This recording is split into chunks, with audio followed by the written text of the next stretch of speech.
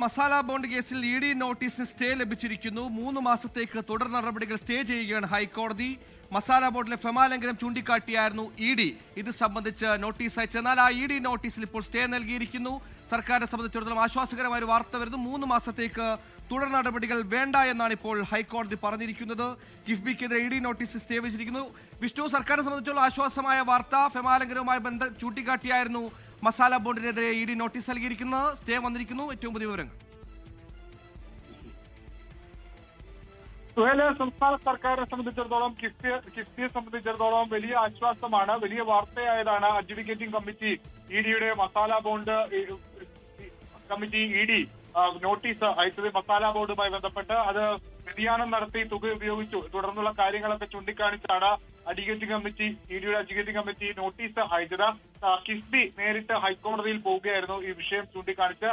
ആ പശ്ചാത്തലത്തിലാണ് ഇപ്പോൾ അതിന്റെ തുടർ നടപടികൾ സ്റ്റേ ചെയ്തിരിക്കുന്നത്. 3 മാസത്തേക്ക് സ്റ്റേ ചെയ്തിട്ടുണ്ട് എന്നുള്ളതാണ് ജസ്റ്റിസ് വി ജി അരുണിന്റെ ഇടക്കാല ഉത്തരവിൽ വ്യക്തമാക്കിയിട്ടുള്ളത്. സംസ്ഥാന സർക്കാരിനെയും കിഫ്ബിയെ സംബന്ധിച്ചിടത്തോളം അങ്ങേയറ്റം ആശ്വാസം നൽകുന്ന നടപടിയാണ്. ഇ ഡിയുടേത് ഏകപക്ഷീയമായ നിലപാട് എന്നുള്ളതാണ് സംസ്ഥാന സർക്കാർ ഈ കിഫ്ബി ഈ വിഷയവുമായി ബന്ധപ്പെട്ട് സ്വീകരിച്ച നിലപാട്. കോടതിയിൽ വിശദമായി വാദം കേട്ടിരുന്നു. ഈ നോട്ടീസ് അയച്ചത് ഒരു സ്വാഭാവിക നടപടി എന്നായിരുന്നു ഇ ഡിയുടെ മറുവാദം. പക്ഷേ നിലവിൽ ഇ ഡിയുടെ വാദത്തിനല്ല സംസ്ഥാന സർക്കാരും കിഫ്ബിയും മുന്നോട്ട് വെച്ച വാദമാണ് ഇപ്പോൾ കോടതി അംഗീകരിച്ചിരിക്കുന്നത്. കിഫ്ബിയാണ് നേരിട്ട് പോയത്, സംസ്ഥാന സർക്കാർ കിഫ്ബിയാണ് നേരിട്ട് പോയത്. കിഫ്ബി പോയ പശ്ചാത്തലത്തിൽ, ഹൈക്കോടതിയിൽ പോയ പശ്ചാത്തലത്തിലാണ് ഇപ്പോൾ ആ നോട്ടീസ് സ്റ്റേ ചെയ്യുകയും അതിന്റെ തുടർ നടപടികൾ 3 മാസത്തേക്ക് സ്റ്റേ ചെയ്യുകയും ചെയ്തിരിക്കുന്നത്. ഇതിനൊരു പശ്ചാത്തലം നമുക്ക് അറിയാം. വലിയ രാഷ്ട്രീയ കൊള്ളക്കം സൃഷ്ടിച്ചതാണ്. തെരഞ്ഞെടുപ്പിന് മുൻപായിട്ട് ഒരു നോട്ടീസ് വരുന്നു കിഫ്ബിക്കും. അതോടൊപ്പം തന്നെ കിഫ്ബിയുടെ ചെയർമാനായ മുഖ്യമന്ത്രി, അതിന്റെ ഡയറക്ടർ TM തോമസ് ഐസക്, ഒപ്പം കിഫ്ബിയിലെ ഉദ്യോഗസ്ഥർ, അങ്ങനെ 4 പേർക്കാണ് ഇ ഡി നോട്ടീസ് അയച്ചത്. ഈ മസാല ബോണ്ട് ഇടപാടുകൾ വീഴ്ച സംഭവിച്ചു, ഫെമ ചട്ടലംഘനത്തിന്റെ വീഴ്ച സംഭവിച്ചു എന്ന വിലയിരുത്തലിന്റെ അടിസ്ഥാനത്തിലാണ് അത്തരത്തിൽ നോട്ടീസ് അയച്ചത്. പക്ഷേ കിഫ്ബി നേരിട്ട് ഹൈക്കോടതിയിൽ പോവുകയായിരുന്നു. ഒരു തരത്തിലുള്ള ചട്ടലംഘനവും സംഭവിച്ചിട്ടില്ല. കൃത്യമായ നിയമങ്ങൾ പാലിച്ചു തന്നെയാണ് പണം വായ്പയെടുത്തുകയും അത് ഉപയോഗിക്കുകയും ചെയ്തത്. അടിസ്ഥാന സൗകര്യ വികസനത്തിന് വേണ്ടിയിട്ടാണ് പണം ഉപയോഗിച്ചിട്ടുള്ളത്.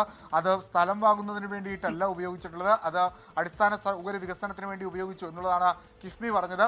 കോടതി നിലവിൽ കിഫ്ബി പറഞ്ഞ വാദം താൽക്കാലികമായെങ്കിലും അംഗീകരിച്ചുകൊണ്ട് 3 മാസത്തേക്ക് ഇതിന്റെ തുടർ നടപടികൾ സ്റ്റേ ചെയ്തിരിക്കുകയാണ്. ആ നോട്ടീസ് സ്റ്റേ ചെയ്തിരിക്കുകയാണ്. സുഹൈല, കിഫ്ബി അഡ്ജുഡിക്കേറ്റിംഗ് കമ്മിറ്റിയായിരുന്നു മസാല ബോണ്ടുമായി ബന്ധപ്പെട്ട് സർക്കാർ ഈ പണം ഉപയോഗിച്ച് സ്ഥലമടക്കം വാങ്ങിയെന്നും റിയൽ എസ്റ്റേറ്റ് ആവശ്യങ്ങൾക്ക് ഉപയോഗിച്ചു എന്നൊക്കെ ആരോപിച്ചുകൊണ്ട് മുഖ്യമന്ത്രിക്കും അന്നത്തെ ധനകാര്യമന്ത്രി ആയിരുന്ന TM തോമസ് ഐസക്കിനുമെതിരെ അടക്കം നോട്ടീസ് നൽകിയിരിക്കുന്നത്. ഇതുമായി ബന്ധപ്പെട്ട് തെരഞ്ഞെടുപ്പ് അടുത്തിടെയുള്ള നീക്കമാണെന്ന ആരോപണമടക്കം ഉയർത്തിയായിരുന്നു കിഫ്ബി ഹൈക്കോടതിയെ സമീപിച്ചത്. ഇപ്പോൾ ഹൈക്കോടതിയെ സമീപിച്ചിരിക്കുമ്പോൾ സർക്കാരിന് ആശ്വാസകരമായ വാർത്ത വരുന്നു. ഇ ഡി നോട്ടീസിൽ സ്റ്റേ നൽകിയിരിക്കുന്നു. 3 മാസത്തേക്ക് തുടർ നടപടികൾ പാടില്ല എന്ന ഏറ്റവും നിർണായകമായ ഉത്തരവാണ് ഇപ്പോൾ ഹൈക്കോടതി പുറപ്പെടുവിച്ചിരിക്കുന്നത്.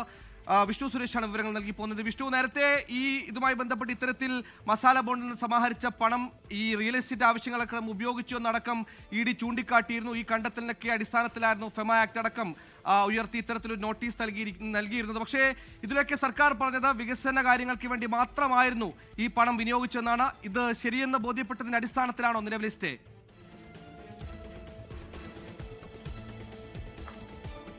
സുഹൈല, വിശദമായ വാദം കേട്ടു.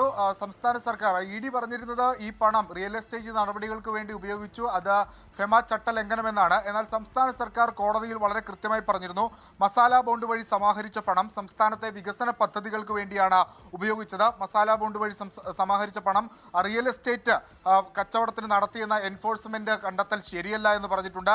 ഈ ഭൂമി അടക്കം ഉപയോഗിച്ചത് മറ്റ് വികസന പ്രവർത്തനങ്ങൾക്ക് വേണ്ടിയാണ്, അടിസ്ഥാന സൗകര്യ വികസനങ്ങൾക്ക് വേണ്ടിയാണ്. അതിന് മാത്രമേ ഉപയോഗിക്കാൻ കഴിയൂ. ഇ ഡി വ്യക്തമാക്കിയത് മസാല ബോണ്ട് വഴി സമാഹരിച്ച പണം വികസന പദ്ധതികൾക്ക് മാത്രമായി ഉപയോഗിക്കാൻ കഴിയൂ എന്നുള്ളതായിരുന്നു ഇ ഡി വാദം. സംസ്ഥാന സർക്കാർ വളരെ ക്ലിയറായി കോടതിയിൽ പറഞ്ഞിരുന്നു, അതിനുവേണ്ടി മാത്രമാണ് ഈ പണം ഉപയോഗിച്ചത്, അതല്ലാതെ അതിനപ്പുറത്തേക്ക് ഒരു നടപടിയും സ്വീകരിച്ചിട്ടില്ല.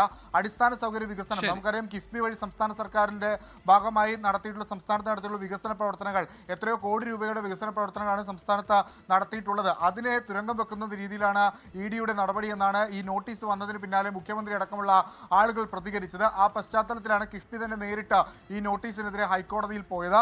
ആ ഹൈക്കോടതിയിൽ പോയ ഘട്ടത്തിലാണ് എൻഫോഴ്സ്മെന്റ് ഡയറക്ടറേറ്റ് അവർ നേരത്തെ മുന്നോട്ട് വെച്ച വാദങ്ങൾ ആവർത്തിക്കുകയായിരുന്നു. ഫെമ ചട്ടലംഘനം നടന്നിട്ടുണ്ട്, ഈ പണം ഉപയോഗിച്ചത് ചട്ടവിരുദ്ധമായാണ്, പ്രത്യേകിച്ച് റിയൽ എസ്റ്റേറ്റ് നടപടികൾക്കടക്കം സംസ്ഥാന സർക്കാർ ഈ പണം ഉപയോഗിച്ചിട്ടുണ്ട് തുടങ്ങിയ കാര്യങ്ങളൊക്കെ ഉയർത്തിക്കാട്ടിയാണ് ഇഡിയുടെ വാദമുണ്ടായിരുന്നത്. പക്ഷേ സംസ്ഥാന സർക്കാർ ക്ലിയറായി പറഞ്ഞിരുന്നു ഈ പണം ഒരു തരത്തിലും ഫെമ ചട്ടലംഘനം നടന്നിട്ടില്ല. വളരെ കൃത്യമായി റിസർവ് ബാങ്ക് മുന്നോട്ട് വെച്ച നിയമങ്ങളൊക്കെ അംഗീകരിച്ചുകൊണ്ടാണ് ഈ നടപടികൾ. തെരഞ്ഞെടുപ്പ് അടുത്തിരിക്കുകയായിരുന്നു E D notice KIIFB masala bond ഇടപാടുമായി ബന്ധപ്പെട്ട് വന്നത്. ഈ വിഷയത്തിൽ ഹൈക്കോടതി കിഫ്ബി സമീപിച്ചിരുന്നു. ഈ സമീപിച്ച ഹർജിയിലാണ് ഹൈക്കോടതിയിൽ നിന്ന് ആശ്വാസകരമായ ഒരു വിധി വരുന്നത്. വിഷ്ണുവാണ് വാർത്തയുടെ വിവരങ്ങൾ നൽകിയത്.